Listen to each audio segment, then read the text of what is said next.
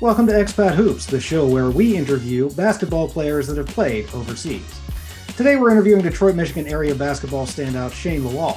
Now, for those accustomed to these videos, you're probably not used to seeing these video intros. Needless to say, this is a special podcast. We're in the midst of recognizing the 10th anniversary of Arab Spring uprisings, and that's significant here because, as you'll see in this podcast, Shane was right in the thick of the Libyas. This podcast has background on that as well as the rest of his career, but we're also going to have more content with him about other things, including his current job and more video from Benghazi, Libya, filmed by him from February 2011 in a future product. So be sure to follow us everywhere, Twitter, Facebook, YouTube, to make sure that you don't miss that post. We will for sure have it up in the anniversary of Libya's uprising on February 15th. Now, enjoy the interview. Here's co-host Andy Huberman on Expat Hoops. Thank you so much for joining us. We kind of talked a little bit off the pod about this, but one of the first things was, looking at your history. You actually started at the University of Michigan, and it was an interesting story that you told us off the pod. I was wondering if you could kind of tell us a little bit more about how you wound up at Michigan, and then you went on to a playing career at Oakland and Wayne State. Right. Pretty much, I had good test scores in high school, AP and SAT, ACT, things like that. So I got to Michigan, I tried out for the team, didn't make it. I think it was Brent Petway was a sophomore. Ron Coleman was the only freshman, I believe. But anyways, so pretty much I tried out, didn't make the team. They took Hayes Groom. And when they took Hayes Groom, I pretty much just checked out mentally. I stopped going to class. I actually, I always tell everybody how I failed out of Michigan and I used to play Halo 2 every day and I didn't own an Xbox. So I used to be in somebody else's dorm room all day playing Halo 2 while he went to class. But so, I ended up failing out of Michigan, took a couple OCC classes in the summer to get eligible to get to OU on time, and went to OU, did 2 years as a walk-on before finally getting a scholarship year, and then finished up my college career at Wayne State. And that is kind of a crazy thing. If you look back, your history and everything, you're an Olympian, you've had a really, really good overseas career. And it is a little bit, interesting what your story is. And I know you said off the pod, you're a little bit of a late bloomer. So it's interesting to see that was kind of like what your path was. Yeah. Like you said, 3 years at Oakland, Auburn Hills, Michigan. Were there any exciting possibilities that as a transfer that you had any opportunities to go to another school, or was it pretty much Wayne State or bust for you? I didn't even, at the time, interestingly, a year or so before, Speedy Walker, who is now a scout for the Pistons, he was the founder of Detroit Family AAU program, which is probably the biggest AAU. It's a Nike EYBL team.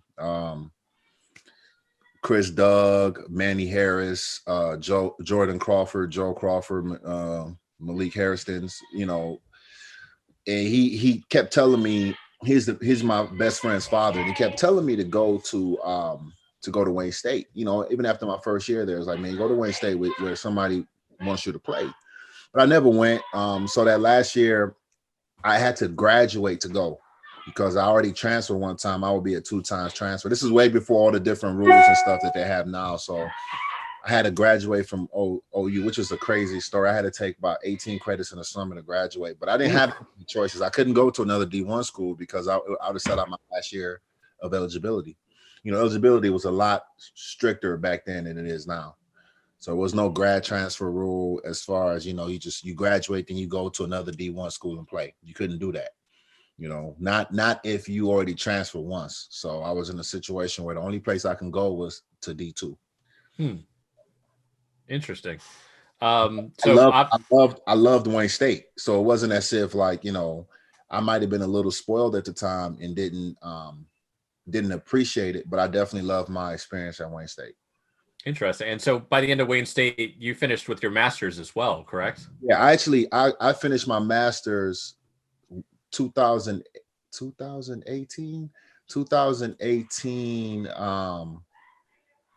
in Avellino. While I was still overseas, I finished my master's. Interesting. 1 year of it, and then I put it on pause for my whole basketball pro career. And then when I kept getting hurt late in my career is when I came back home to finish it. Interesting. I finished it online because the rest of the program was online by that time. Yeah, and that's actually probably a benefit of, obviously the way things Evolved. are in the world and everything, exactly how they evolved. So you were actually born in Nigeria. Yeah. And we've asked this question to a couple of our guests, Tony Skinn, Delroy James, both of which were born in another country, but spent a large portion of time in the United States. Did you find it helpful, having grown up at least partially in another country, that when it was time to become a professional overseas, that you kind of maybe either felt like you could acclimate a little bit better, or if it was it kind of an advantage for you? Yeah, it was because you can code switch. I can be an African, I can be an American. It's easier to kind of, there's always an African community everywhere you go. And actually, T-Skin and a lot of the Nigerian guys, I can say that I put the whole Nigerian family on this, where now wherever guys go, the first thing they look for is a Nigerian restaurant. They didn't know that there's pretty much a Nigerian restaurant everywhere in the world, except for certain places. So they kind of got that from me, where like we would go to Paris and they'll be like, where you go? I Googled a Nigerian restaurant, is 15 minutes away. So everybody will come with me. Then now, wherever they go, the first thing they're looking for is a Nigerian restaurant. So that ability to code switch from an American to an African, or even, even understanding in a lot of African ways are very similar to European ways, in the sense of like, utilities and the pace of the day. Just, America is extremely fast. Everything in America is fast, is bigger, is whatever, and everything else, everywhere else is slower, is smaller. Nobody's in as much of a rush, and just you kind of learn to talk differently, to move a different way. So it does have a bit of similarity, but at the same time though, I left when I was 8, and I went overseas when I was 22 or 23. So it's still a big time gap, you know what I mean? So when you were leaving college, going pro, yeah, signing with an agent, evaluating all your first offers, when you're looking at someone who wants to take advice for playing overseas, going pro, like you did, what would you tell them about that process starting out? What is their situation? Are they coming out of a small school, or are they coming from UNC or Duke? Interesting question. What would be the difference you would see between those two situations? You're coming from UNC or Duke, you can play in First League Italy your first contract. If you're the leading scorer in the A10, if you're from UMass and you average 24 a game, you can play. You might get a job in Gran Canaria for 200 or something as a rookie. If you almost got drafted, you'll be okay.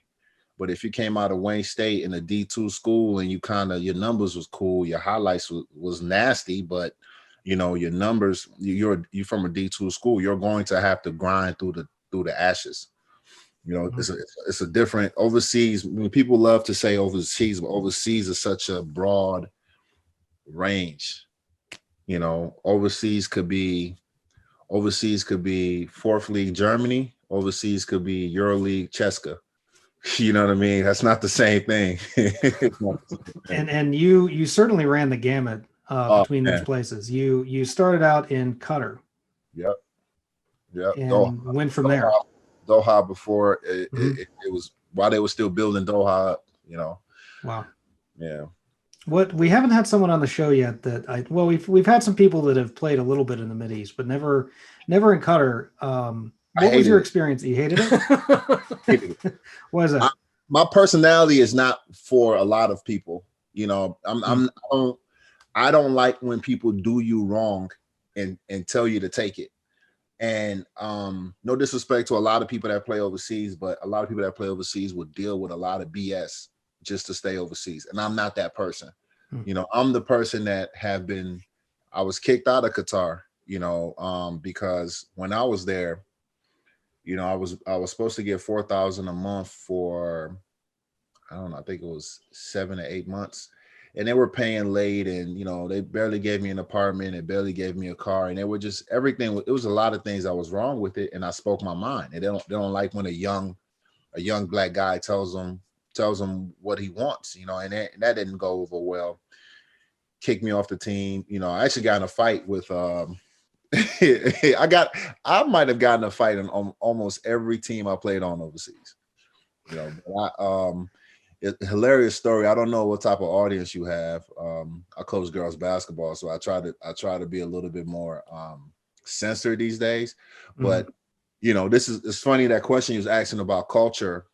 I answered the way I answered, but I still didn't understand a lot of cultures until you lived in it. So never go to the Middle East and call somebody an MFer. Oh. They take it literally as you saying that they have sex with their mother. Yeah. Right. Yeah. So I'm in the locker room and we just lost the game, and the assistant coach, the head coach was from Lithuania, but the assistant coach was Qatari, and the assistant coach was saying something about how we played or whatever, and and I said, well, all I know is you MFers better pay me my money or send me home. And he said, who MFer? Me MFer? And he just jumped across the bench and swung at me. He missed. And my teammate at the time, John Cantrell, Chicago State, Pontiac Northern High School. I actually went to middle school with John, which was random. We went to a different high school because I moved, but I went to middle school with John. And when the guy swung at me, mind you, me and John are both rookies. We turned and looked at each other. And he didn't even swing at John. He only swung at me. We turned and looked at each other, and both of us just charged him.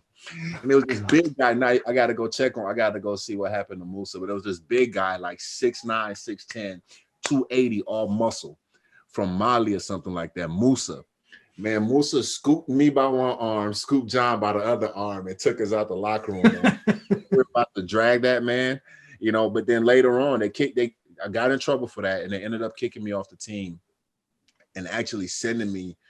They wanted to send me. They didn't send me home. I went to Kuwait, but they explained to me that was one of the most disrespectful things and offensive things I could say to somebody. You know, I pretty much I said it was. You know, I wasn't. Even though that's what the word literally means, that's not how we use it. No. Yeah. You know what I mean? So, you know, that was a valuable lesson in, you know, understanding that different things hit differently in different places. Yeah, it's unfortunate you kind of had to learn that the hard way. It was good. I hated that team anyways, man. So, for a reason, man. I don't regret a lot of things. So I ended up going to Kuwait off of that. Kuwait was a lot similar to Qatar, but no actual altercation. So maybe I didn't fight everywhere I went. So there you go. You found one. Thinking Kuwait, it over. Actually, I left Kuwait. What's Sean's last name? Sean Bolt. I'll find out his last name for you and I'll get it to you. But it was a guy that played. He's from Philly, played overseas in different places. Real good friends with Rasheed Wallace, and he was my vet. And we both weren't getting paid after like 6-7 weeks. And he was from the old school where if they didn't pay you, you left. You know, this is when the times are changing a little bit by now. People will stay without getting paid. But it was like, hey, you know, if they don't pay, we're leaving. So they actually paid us for a month and a half. But somebody in the organization had given a hint to Sean that we weren't going to get paid again. So we both secretly bought our flights, and we flew out privately from Kuwait back home. You know, which was which was hilarious thinking back on it. So that was pretty much my first year summed up. I got to tell you, that's a pretty unique first year that we've had on this show. Yeah. We've had a lot of people that have had some interesting experience, you know, went overseas, came back home, but I don't think anybody's had a year like that. Stories, man. Basically 2 pay disputes in the first year. Yeah. Oh yeah, I have the best stories. That's what we're here for. Yeah. Yeah.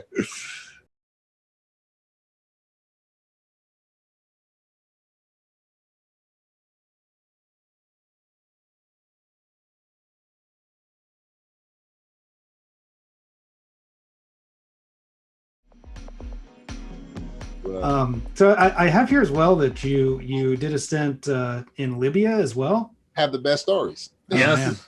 Please tell us about Libya. This has got to be good. What year was this? And tell us about the time period. It was Civil War. It was during the Civil War. I actually escaped war. I was in so it was the next year. So that first year was 2009, 2010 was my first year. I did Qatar, Kuwait, and then I actually went back to Qatar for like another semi-league and got some more money in Qatar, and then came home.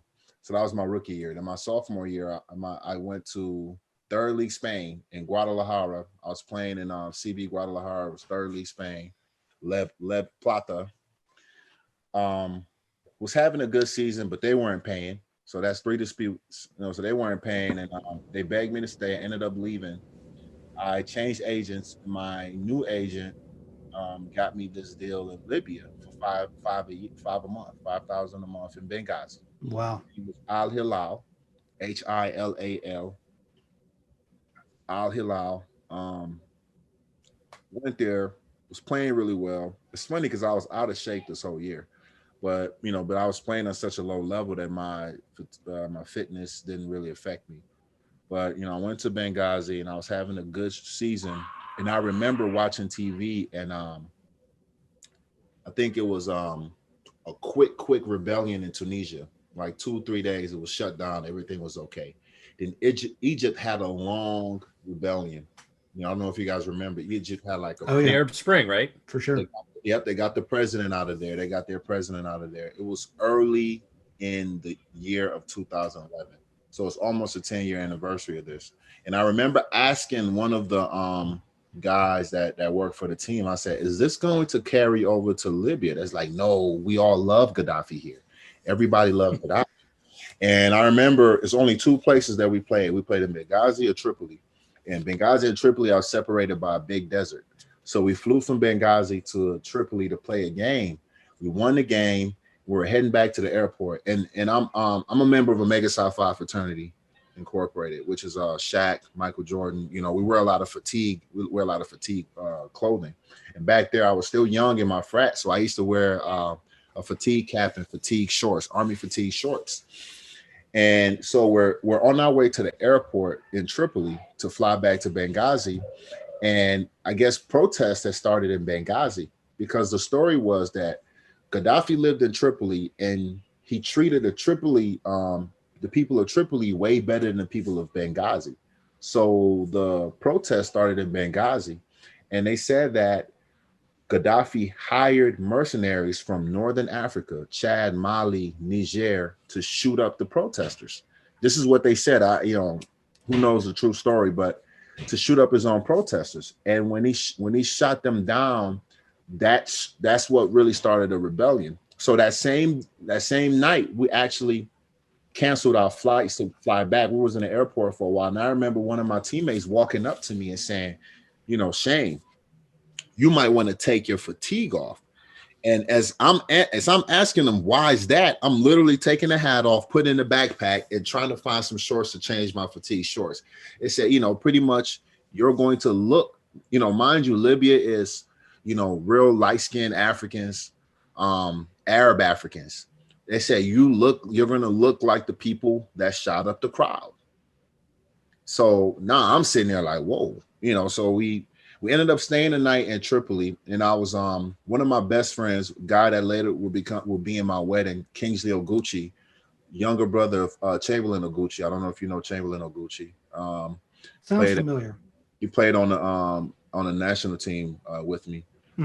But so me and Kingsley were there together, and I used to always tell Kingsley when we were in a really bad setup. We never came out. They never moved us out the hotel. They were a really bad organization to begin with. And I used to tell Kingsley all the time, yo, always keep your passport and all your cash on you. Keep everything of value on you when we travel back and forth. Never have something somewhere that you can't just get up and leave when you're in a country like this.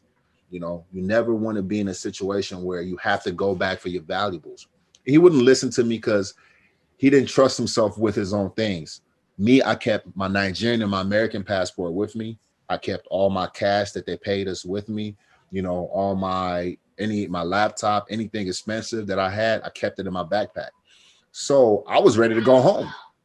We live in Benghazi. We're living in a hotel Benghazi, but we're in Tripoli. From Tripoli, I can go home. Everything else is just clothes in a suitcase. Nothing important. I don't care. He's like, yo, I remember him stopping me at the hotel lobby, like, say no Mac, man.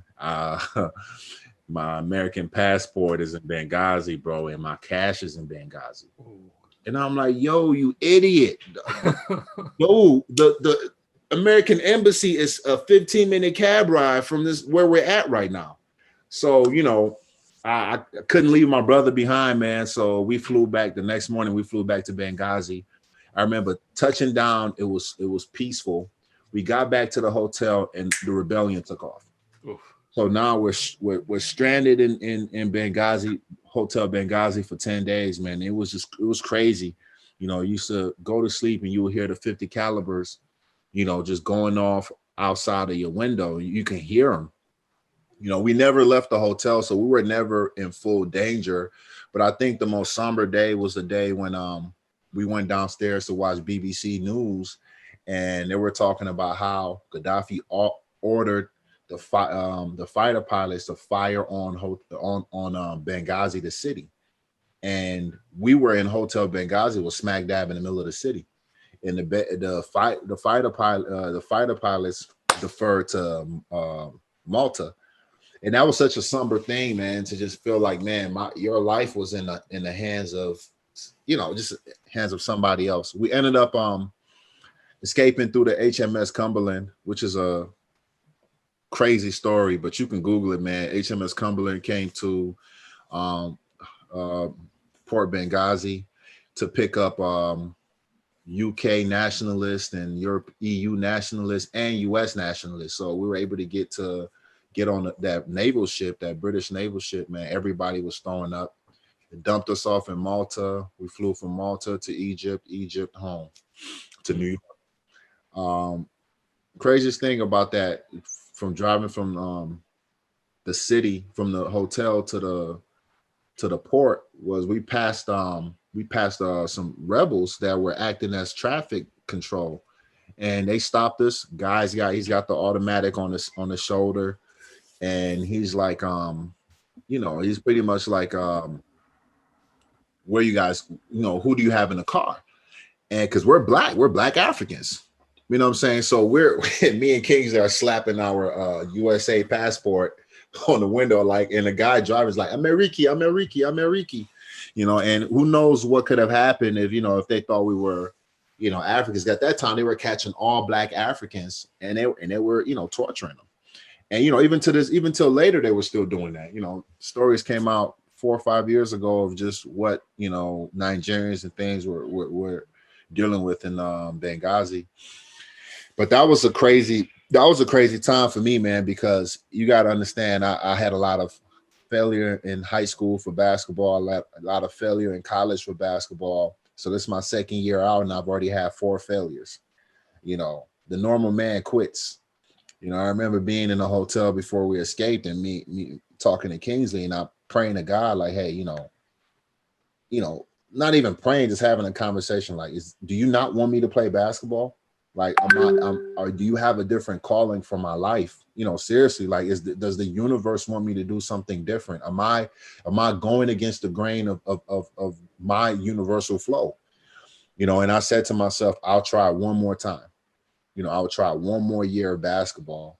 If it doesn't work, I'm done. Like, at some point, it's insanity. It's not even about perseverance. It's just being stupid. Yeah. And I mean, I got to stop you here because, like, if you would have quit after being in Benghazi, I was going to say, the question you're asking yourself, that's a fair question. Yeah. A lot of people would have quit a lot of things, not just basketball, but a lot of stuff after that. It is crazy because I was so embarrassed about, just, first of all, who plays in Libya?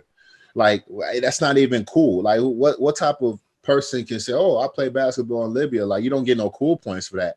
So I remember coming home and not telling anybody what I just went through. It was in the news, everything. People didn't even know I went to Libya. So when I came home, people didn't even know I just got home from Libya. They didn't know what I did to get through it. I had the video evidence and things like that. It was guys that were lying and making money off the story. You know, Kingsley was telling the truth, but he went on Family Feud off the story.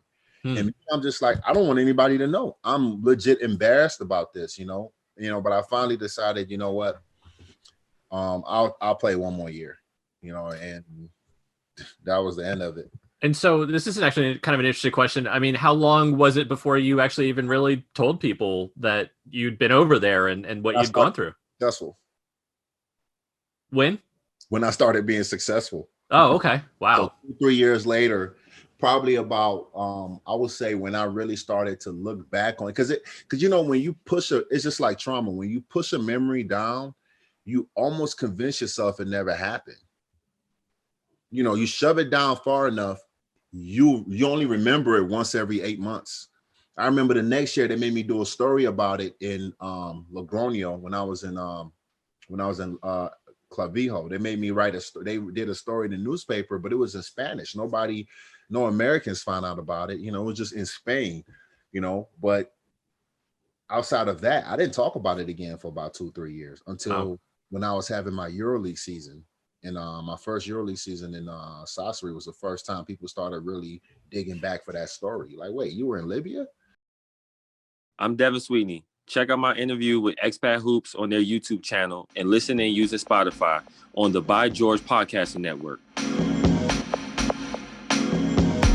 So here's an interesting question. Obviously, it couldn't get much worse from Libya, but would you say that's the point in your career that things started to, I mean, obviously we know that you're talking about EuroLeague, which is about 2014, I think is when you got to there.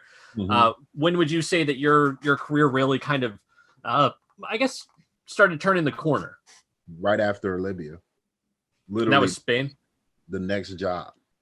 I left Libya February or March, and I was with no job, barely had any money from March till August. I remember I was doing different things just to find money to not ask my mom for a dime, because once I got out of college, I never asked my mom, never gave me any money, and I wasn't going to change that. But so I literally, I went to Clavijo, and I was the best rebounder in the league, best shot blocker in the league, one of the top. You know how it is. They keep valuation stats. I had a second or third highest valuation in the league. Had a chance to move up to an ACB team. My coach Jesus Sala wouldn't let me leave. But I had a really good season, man. I left a mark on a very good league at that time. Second League Spain was a very, very competitive league. So I left a huge mark on there, and that got me a job in Verona in Second League Italy, which is a higher paying job. Had a great season, dominated Second League Italy. Second League Italy was much easier than Spain. Went from there to First League Russia, which was VTB. Went to the VTB league in Astana.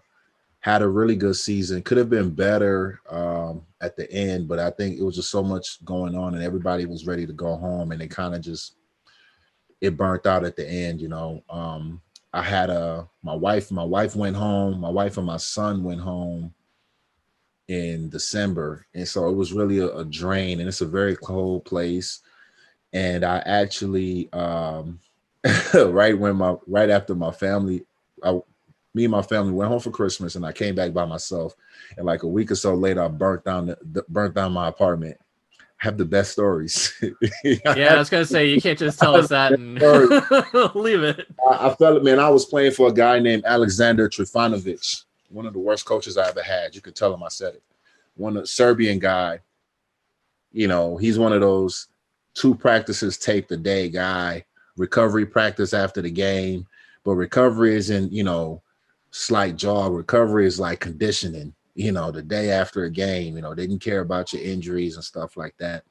And our first week or so of adjusting to them, we had a morning practice that was hard. And then we were flying to Moscow to play Triumph. This is before they changed their name. And I remember at the time I was rewatching all of DBZ. You know how it is when you're overseas, you have to pick up new habits. You run out of shows to watch. You rewatch shows. So I hadn't watched DBZ since I was a kid, since I was a teenager. So I was rewatching it, started all the way over. And I remember I had this beautiful apartment, this huge apartment that I had to myself after the family left. And I remember cooking. I was frying I like, everybody laugh at me. I hate soggy fries. So I like crispy fries. So I had a grease. I had a pot with some grease in it, and I put some fries in it. And the apartment was pretty empty, and I was a little tired, so I walked around to the bedroom in the back that I was staying in to sit down to watch Dragon Ball Z. I remember sitting down. I got the fries on the stove, and I sat down. I'm like, man, I'm kind of tired. You know what? Let me lay down. I laid down. Woke up about 15 minutes later. Smoke was, I could smell the smoke, and I'm actually blessed that I woke up. Because the way the apartment was, the smoke could have blocked me from the doorway. And there's no telling if the smoke could have took me out before the fire got to me. I was staying in a really really tall building. So I was on one of the top floors. I remember running out with just underwear, man, and a beater. The firefighters came and they stole my Gucci watch and stole my Apple TV, and then the team charged me for the apartment fire. They took about $50-something thousand out of my next 3 checks, which was crazy. But I got out alive, man, and I was sick about losing that money, man. But add it to the stories, man. Yeah, and I mean, obviously, you get out. That's something, and get to live to play another day and see another day. Yes, sir. Yes, sir. You got stories, man. I got a lot of them. And you end up in after Russia, you end up in Italy. Is that right? Again? Yes. Okay. I go back to Sassari. I'm in Sardinia now in Italy. Okay. Yep. Good times. Probably that's the season I probably took off. Not that was, to me, that wasn't my best season, but that was my best public season. I thought that my season in second league Italy, I thought I was a lot more explosive. I wasn't as skilled, but I felt like I dominated that year more than I dominated in Sassari. But the thing about the Sassari year was, I did it on the EuroLeague level and I did it on the first league Italy level. So it just had a bigger stamp. I dunked on a lot of people that were important. I had a lot of, 20 rebound games and 6 blocks and took over, had a great game against Madrid, things like that just really put me on a different map, where the last 4 or 5 years, people were like, yeah, but he's not we don't think he can do that in the first league. He can't do that in the EuroLeague. So to get on that stage and to just, because the athletic 5 is strictly about, it's the most brute position. It's like, how high do you jump? How fast do you run? How quick are your feet? Once you show that you're the quickest of the highest jumping, best dunking bigs, you automatically stamp yourself to this level. And if you add a little bit of IQ to it, you separate yourself, and I think that's what I did that year, was that I showed that I was better than a lot of other guys at that particular thing, And that's how you ended up at Barcelona. Yeah. But, by the time the thing that was, I think for me, the thing that was unfortunate is when you spend from 2009 until 2015 gaining your respect and building your name to the point where it's Barcelona stamp, you put a lot of mileage on your body. Mm-hmm. So by the time 2015 came around, my knees were giving out on me. I actually, I partially tore my meniscus in Game 5 of the Italian League Finals. My lateral meniscus too, which is worse than the medial. But I still finished that. I finished out that finals. We were down 3-2. We won the next 2. And I never bounced back right after that. I went to the African Championship, wasn't 100%. Went to Barcelona, wasn't 100%. And I low-key wasn't even supposed to pass their physical. They came to Detroit. Somehow, some way, it was meant to be. I passed the physical. And I played hurt from the moment I got to Barcelona until I fully tore my meniscus in February. Came back from my meniscus injury early because I'm an idiot and I'm too competitive and I wanted to win a EuroLeague title. Came back too early and that just made it worse. So I fully tear my knee in the Olympics, and everything just kind of went downhill from there because it wasn't the ACL, it was the tendon, and the tendon is a different monster than the ACL. I mean, I know I'm jumping ahead, but that's kind of just. Yeah, and the other thing is, obviously you mentioned the Africa championship and everything. Yeah. That's something that's of note because that's that Nigeria wins that. That's how you get to the Olympics and everything. And you're playing first time we won it too. Only time we won it. We haven't won it. Yeah. And so you're playing hurt the entire time. Yeah. My teammates know it. You know, the world don't know it, but my teammates know it. And if you actually watch highlights from, and just pick a game from Sasori, any game except for game 6 and game 7, watch the highlights from Sasori, and then watch my African Championship highlights. You're like, oh yeah, he's dragging. You know, it might not look like it if you don't know me. You say, oh, he's athletic. But then if you watch it, like, oh yeah, that's not the same guy. He's scraping the rim. In the other video, he's got his head at the rim. You know. Yeah, I was gonna say, because like I said, Nigeria wins the gold medal in 2015 at the Afrobasket tournament. Individually, you were Nigeria's top performer. You had a 19.6 efficiency, 9 rebounds per game. You wouldn't necessarily know it. An assist. Led a team in assist. Yeah. Yeah, I just switched my game up. You know, I got there and my knees just wasn't feeling right. But I said, I have all these athletes around me and all these scorers. I got Al Farouk. I got his brother, Alade. You know, just before I got hurt. You know, I wasn't even supposed to start. I only started because I got hurt. You know, so I'm just like, well, use what's around you. You don't have to be the mule this in this tournament. You got a lot of horses around you. You know, so I just kind of became more of a facilitator, cleaned up a lot of other people's mistakes, and was just a steady hand. I actually shot 80 something from the free throw line, which I did it in Barca for a while, but I never could keep that up again. I was like, that's how I knew I was tripping. I shot 80 from the free throw. You had to raise the other parts of your game to make up for it. Just to hide the knee. Yep. Mm-hmm. And so after all that, did you have any type of surgery on that afterward or anything like that? I had the surgery I had in Barcelona in February 2016 was they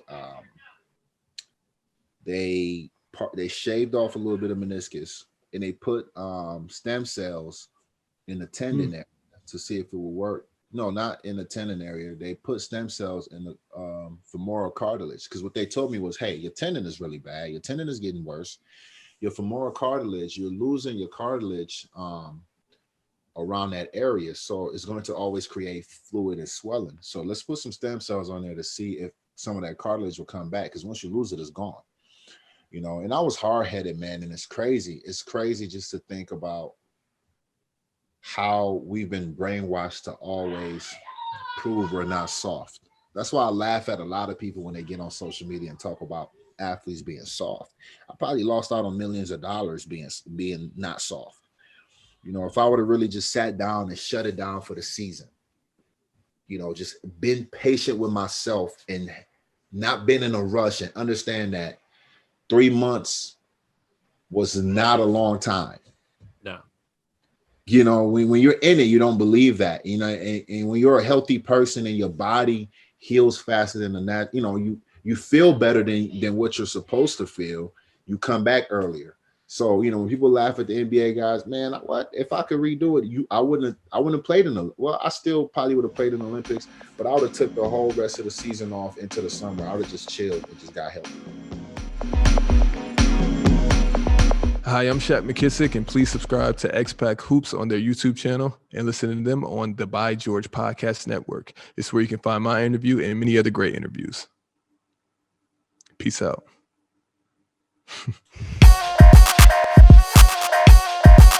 That's the thing, that if anybody is listening to this that doesn't necessarily have the, understand what's going on. So at the period of time that you're hurt, not only have you made it to EuroLeague and Sasori, but you signed a 2-year deal with Barcelona in 2015. Yeah. You, like I said, we talked about how good of a performer you were in Afrobasket. You play the Olympics, and everything exactly like you're saying is that, you know, you kind of are. I was in my prime, yeah. Exactly. And like, just to underscore just everything that's going on at this point in time, there's very few ways that you almost really could have done any better, especially at a point in time where you have a significant injury. Right. You know, and it was crazy because 2015 was the best year of my athletic life, and 2016 was the worst year of my athletic life. You know, and when you're having such a good year, my wife used to tell me, yo, be ready for the, you know, she's more of a realist than me. She's like, hey, at some point, everything that goes up got to come down. And I'm like, I'm riding this wave. And so every decision that was made was coming off the fact that, hey, everything else has been going good. Just keep riding the wave instead of really saying, hey, it's kind of like when you're winning you're playing the blackjack, or no, you're playing roulette and you keep hitting black, and then red hits. And you're like, oh, well, it's going to come back black. It's double down, and that's kind of, and it just keeps, next thing you know, it hits red 10 times and you're bankrupt, but so that's kind of the effect that it had. But it was, I think the most frustrating part for me was when I was in Sasori, especially later the second half of the year, I was the coach on the court. I got to the point where I had a coach that just gave 1,000% freedom, which forced you to lose with bad mistakes, but then also make adjustments as a player and learn how to really quarterback a defense. And even as a 5-man, I would quarterback offenses. Hey, I'm gonna set a ball screen for you. You go in the corner. Hey, we're trying to get Rakim on the block. Come off my ball screen, feed Rakim. Like I started to see the game from an elite level. So now you have a guy that used to take one dribble from the free throw line, 2 hands, and punch on somebody that can dissect the pick and roll, whether it was a hedge or flat, whether it was a push pick and roll, that can dissect it. But then at the same time, defensively knew exactly how to guard anybody. I can guard 1 through the 5. I can do so many things. And now I had the IQ to match it. I was in a different place as a player. Pretty much I could see the game so much clearer that I didn't always have to be athletic. And then I was also at my most skill point where I shot the ball much better. I finished with my weak hand at an elite clip. So I was at that place where I was telling my wife, like, man, we'll be at Barcelona for the next 5 years. We're not going. We're gonna get comfortable here. Like, there's no.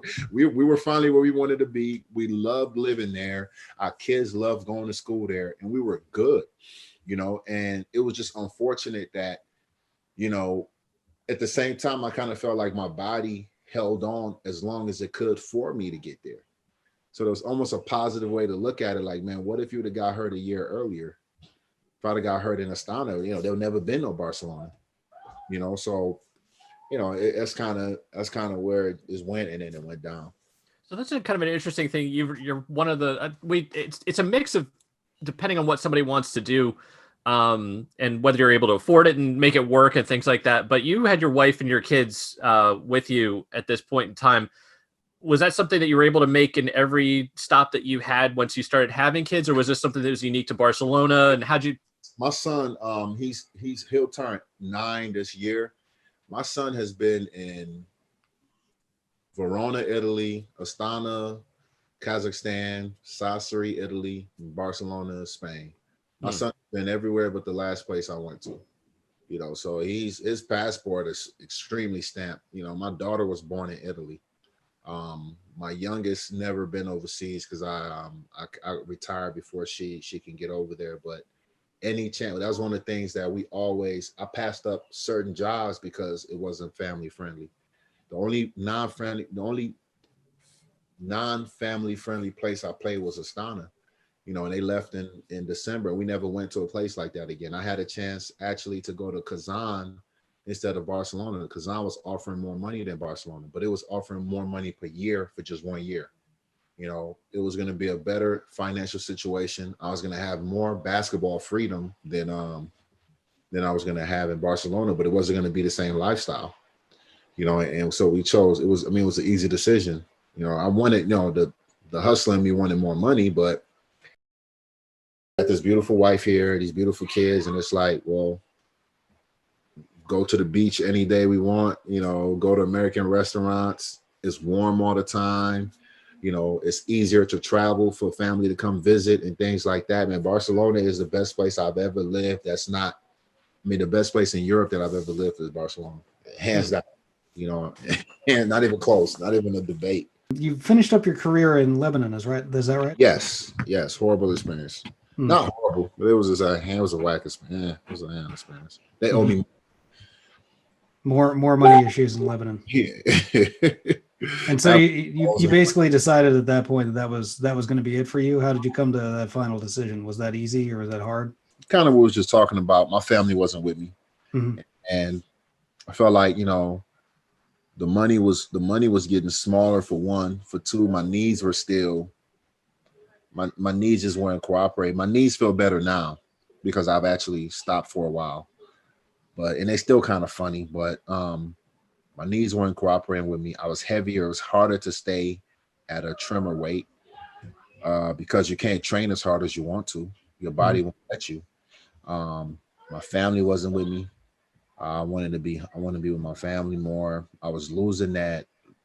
I didn't love basketball as much as I loved other things. I didn't love playing basketball, and when you've played in so many whack places, they take the fun out of it for you, man. Because basketball has to be fun. And yes, you have to work hard in basketball, and I believe you can do both, but you have to enjoy it.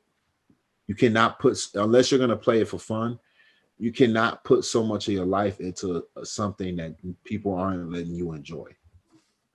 And it gets to a certain point where it's not fun anymore. You have to be able to make that decision and walk away, especially when you can sacrifice that for like a year or two. If you have a financial goal and you say, okay, well, I want to pay off this house, or I want to raise this money to start this business, then you can say, well, I'll suffer 1 or 2 more seasons to hit that quota, But once you're not financially getting back the returns for your pain and your struggles, you got to walk away from it. It's just like anything else in life. Like I don't believe that you have to do what you love all the time. Sometimes you have to do what you don't love to get to where you love. But you have to make sure what you don't love is going to get you where you're trying to go. So once it was no longer beneficial, it was an easy decision. But I knew I couldn't stay away from the game. I knew I had to coach the second I got home.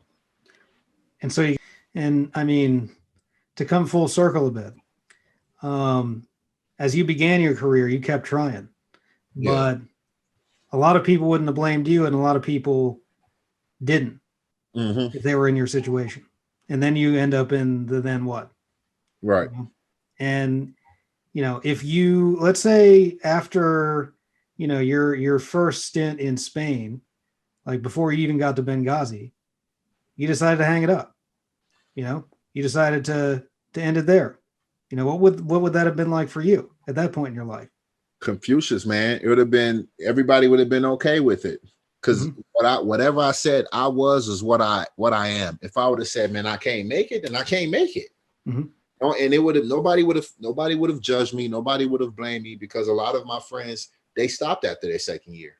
So I've been home. I probably would have got a regular job. I probably won't have the same basketball knowledge that I have now. So I probably wouldn't be able to kind of have an accelerated coaching career as I'm, by the grace of God, having now. I don't know where I will be. Honestly, I don't know. I know that I'm educated enough to still be okay, but I don't know if I will be in the same place mentally. I don't think I'll be in the same place spiritually, and nobody can ever take that from me. And that's one of the most beautiful things about my inner self, is that I can walk into any conversation with anybody dealing with adversity, and they can't walk me out that convo. They can walk a lot of other people out the convo and say, well, you don't know you don't understand. You can't walk me out the convo. Like my resume, not the goods of my resume, the bads of my resume won't allow you to walk me out that convo. You can't tell me I don't know what you're going through, because I escaped Benghazi. You can't tell me I burnt down an apartment. Like I have so many painful stories that you can't walk me out your adversity story and say, hey man, this is not for you. No, I belong right in the middle of this. Let's talk. And that's one of the things that I give a lot of kids. And it's always crazy when I tell my young kids, my players, one of my stories. They be like, dang, coach, like, and my stories are so crazy sometimes. I have to always say, you should Google it, or like, I have to show them some type of proof, because I don't believe myself sometimes. No, it's about persevering, man. It's about, how do you handle adversity? How do you see things through? And then what? What do you do when you get to college? Because college isn't easy for a lot of people. So one of the things I wanted to circle back to was in doing the research, we've kind of been circling this interview for a little bit. I can't remember where I saw it. It was a quote from one of the articles where you were saying about your overseas career and now coming back, then I just sort of faded into oblivion for 10 years on going overseas, more like 4 or 5 years. Then I kind of popped up in the Olympics and different things. Can you kind of talk a little bit about, we've encountered that with a couple of our other guests before, but from different schools, in terms of how big they are or things like that. But can you kind of talk about how there's almost a perception of Americans that they don't necessarily understand kind of the level of where you went, what your career was like, the sheer accomplishments with the Olympics and everything, and how weird that is a little bit to explain, like, no, I was in a really good league for this period of time. I was an Olympian, know. Yo, that's hilarious. That's funny, man, because it's good for your humility. It's good for your to keep you humble. And I can give you 2 examples of just how that works. In the city of Detroit, I wasn't a high school star, I wasn't a college star, and I didn't play in the NBA. So you have to know me in the summer leagues and play against me to know I was nice. And some people didn't get to see me playing when I was in my prime, because once I started breaking down, I wasn't necessarily the same player.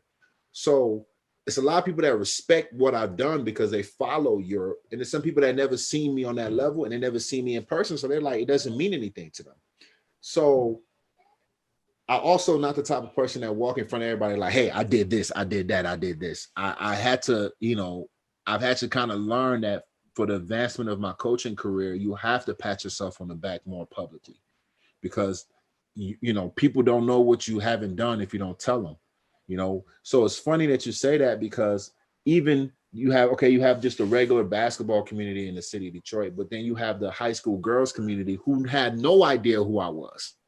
You know what I'm saying? So when I come home and I'm naturally a braggadocious person, not because of my resume, because that's just how I am. I always have a chip on my shoulder. I talk loud and I'm crazy, and I'm entering into a girls basketball.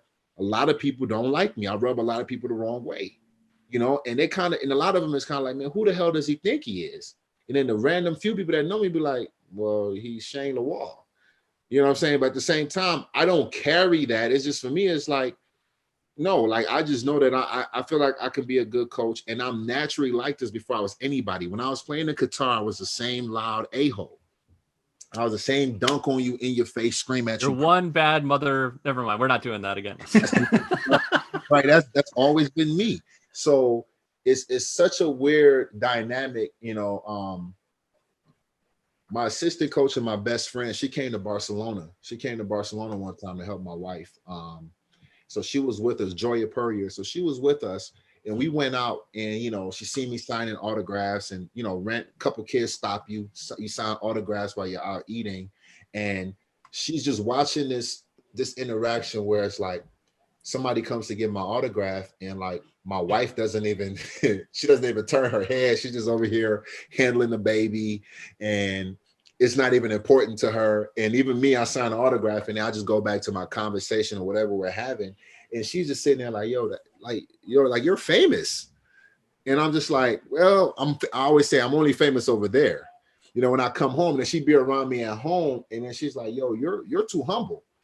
Like you don't speak on yourself enough. I'm like, well, because that's over there. Like, I've never experienced fame here for me to ever feel some type of way about myself here. And I personally don't like that energy, because I was the guy that wasn't good in high school, that wasn't good in college, So for me, I kind of like when people don't like me. I kind of like when people don't think that highly of me, because it makes me mad. It angers me. It keeps that chip on my shoulder, and it fuels me. So it's just an interesting thing now that I'm in girls basketball, and people almost want to discredit, they like, man, who does he think he is? Why, he's just lucky. He just walked into a good situation, things like that. And every now and then people will tell him like, dude, you have to know what he's done in the last 10 years to understand that he's not lucky. And it's just an interesting thing though. But I've had a few people that come visit us overseas, and they're like, dude, you just signing autographs and things like that. But then when they see me here, I'm just like, hey, I'm just just a normal person. Nobody knows who I am. I'm nobody important. And that's perfectly great. That's how it's supposed to be. That was Shane Lawal on Expat Hoops talking about his experiences from around the world, some of which were quite hair-raising. Again, we're going to be releasing a lot more content from Shane over the next several weeks, so follow us on all platforms to be sure you don't miss the whole story, including his time in Benghazi, Libya in February 2011 during the uprising against Gaddafi there. For Andy Huberman, I'm Tony Budney. Tune in next time on Expat Hoops.